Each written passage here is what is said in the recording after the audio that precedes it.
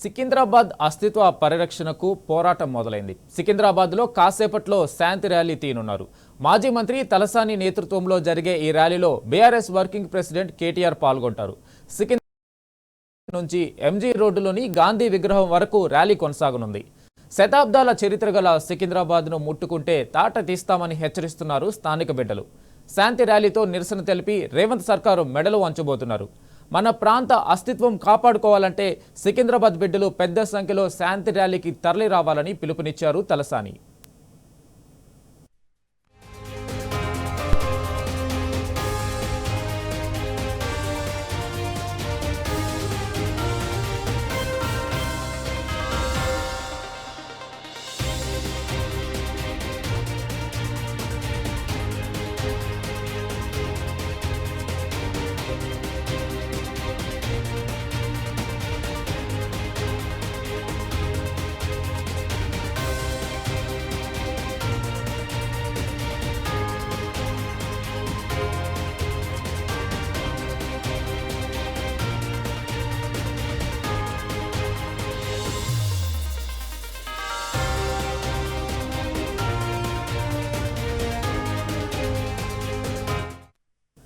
సికింద్రాబాద్ అస్తిత్వ పరిరక్షణకు పోరాటం మొదలైంది. సికింద్రాబాద్లో కాసేపట్లో శాంతి ర్యాలీ తీయనున్నారు.